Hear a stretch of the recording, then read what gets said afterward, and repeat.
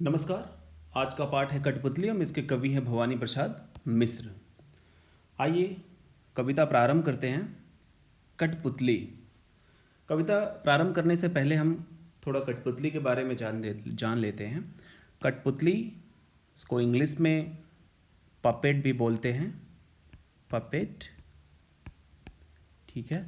ये है कठपुतली, जो कि दूसरों के इशारों पे नाचती है। ये धागों से बंधी हुई है और ये जैसे जैसे ये हाथ चलता है वैसे वैसे ये कार्य करती है। तो अगर इस कविता को आधार बना के देखा जाए तो ये कविता जो है एक तरह से जो सामाजिक रूढ़ियाँ हैं, देखा जाए तो स्त्रियों को ज़्यादा बंधन होता है सभी लोगों के मुकाबले। पुरुषों के मुकाबले स्त्रियों पे ज़्यादा बंधन होता है। यहाँ पे ये छोटी लड़की दिखाई दे रही है, तो ये कहीं ना कहीं एक स्त्री की, एक लड़की की सोच है कि उसके जो बंधन हैं वो तोड़ दिए जाए, उसको स्वतंत्र कर दिया जाए, उसको पुरानी रूढ़ियों में न बांधा जाए। ठीक है, तो कविता प्रारंभ करते हैं।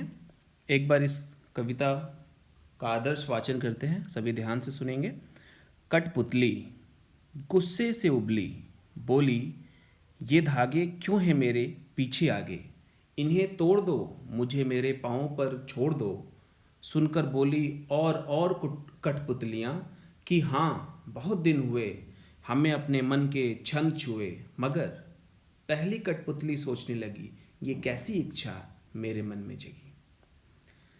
इसके कवि जो हैं भवानी प्रसाद मिश्र हैं, वो हिंदी साहित्य के प्रसिद्ध कवि हैं। तो कविता में हम ध्यान से देखेंगे कि लाइन टू लाइन अर्थ देखेंगे, पंक्ति का हर पंक्ति का अर्थ देखेंगे। कुल मिला के हमारे मन में एक विचार होने चाहिए कि कठपुतली से तात्पर्य क्या है।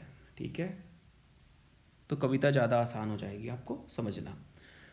तो पहले हम देखते हैं कठपुतली से लेकर के और मुझे मेरे पाँव पे छोड़ दो तक की कविता का अर्थ क्या है।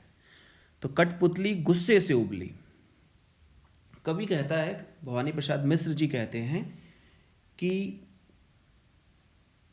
बोली ये धागे क्यों है मेरे पीछे आगे। जो कठपुतली है वो गुस्से से बोलती है। ठीक है, क्या बोल रही है कि वो इसलिए गुस्सा है क्योंकि वो परतंत्र है। वो धागे, इस धागे में बंधी हुई है, वो फ्री नहीं है, वो स्वतंत्र नहीं है, उसे फ्रीडम नहीं है। ठीक है, उसे फ्रीडम नहीं है, स्वतंत्रता नहीं है। ठीक है, इसलिए वो गुस्से में है। उसे अपने परतंत्रता पे गुस्सा आता है। वह दूसरों के इन्हें तोड़ दो मुझे मेरे पाँव पर छोड़ दो। वो कहती है उसे दूसरों के इशारों पर नाचने से दुख होता है। वो कहती है आगे पीछे धागे क्यों बंधे हैं। वह उन्हें तोड़ने का आग्रह करती है, रिक्वेस्ट करती है इन्हें तोड़ दो। ठीक है, और वो अपने पैरों पे खड़ा होना चाहती है, मतलब सेल्फ डिपेंड रहना चाहती है, आत्मनिर्भर रहना चाहती है। अपने पाँव पे खड़ा होना मतलब आत्मनिर्भर होना, सेल्फ डिपेंड होना। ठीक है, तो इन 4-5 लाइनों को फिर से देखेंगे। इस पंक्ति में कवि कहता है कि धागों में बंधी हुई कठपुतली को अपनी प्रतंत्रता पे गुस्सा आ जाता है, उसे दूसरों के इशारे पे नाचने से दुख होता है, और वह कहती है कि उसके आगे पीछे धागे क्यों बंधे हैं। वह इन्हें तोड़ देने का आग्रह करती है और अपने पैरों पर खड़ा होना चाहती है। आगे देखते हैं। सुनकर बोली और कठपुतलियां, हाँ बहुत दिन हुए हमें अपने मन के छंद छुए, मगर पहली कठपुतली सोचने लगी ये कैसी इच्छा मेरे मन में जगी। अब इस पंक्ति को ध्यान से देखते हैं तो यहाँ पे बहुत सारी कठपुतलियाँ, मतलब एक तरह से देखा जाए तो एक पूरा समाज है, चाहे वो स्त्रियों का समाज हो चाहे वो लड़कियों का समाज हो, जो कि रूढ़िवादी बंधनों से बंधा हुआ है। ये मामूली रस्सी नहीं है, ये रूढ़िवादी बंधन है। ठीक है, रूढ़िवादिता क्या होता है? जो ट्रेडिशनल चीज़ों को मानता है, जैसे लड़कियों को औरतों को घूंघट करना चाहिए, लड़कियों को बाहर खेलने नहीं जाना चाहिए, लड़कियों को लड़कों के समान कार्य नहीं करने चाहिए। ये होती है रूढ़िवादी मानसिकता, जो ट्रेडिशनल पुराने सोच के जो पुराने ख्यालात के लोग होते हैं वो ऐसा सोचते हैं, ठीक है।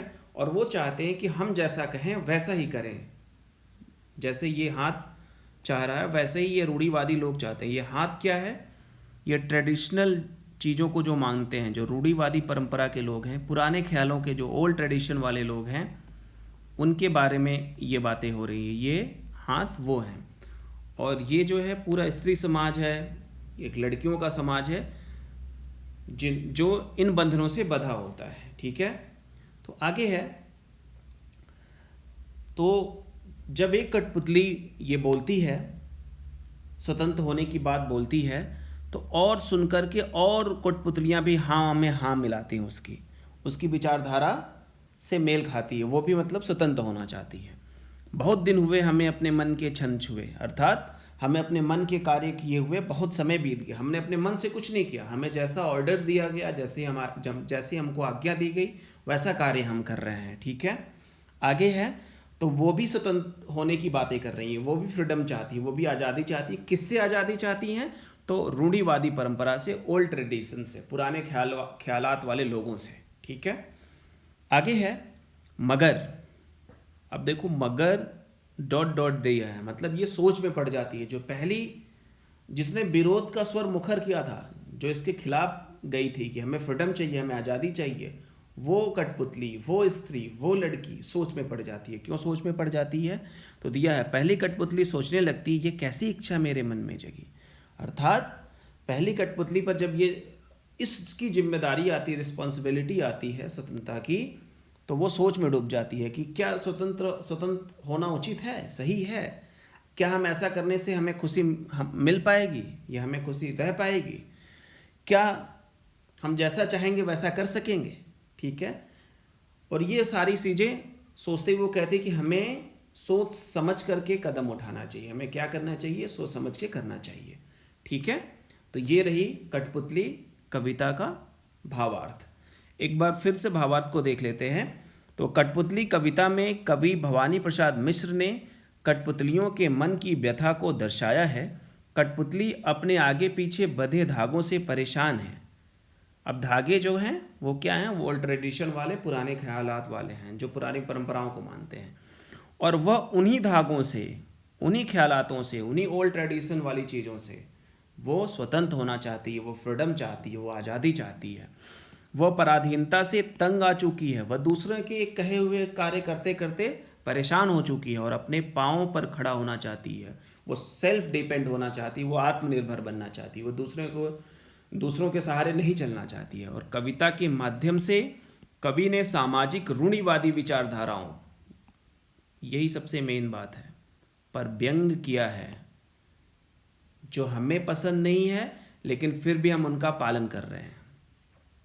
कवि उन सारी परंपराओं को तोड़ना चाहता है, लेकिन उसके मन में डर है कि अगर इन प्राचीन परंपराओं को तोड़ दिया जाए, इन ओल्ड ट्रेडिशन को तोड़ दिया जाए, तो कहीं कुछ अचूक ना हो जाए, कुछ गलती ना हो जाए, ठीक है।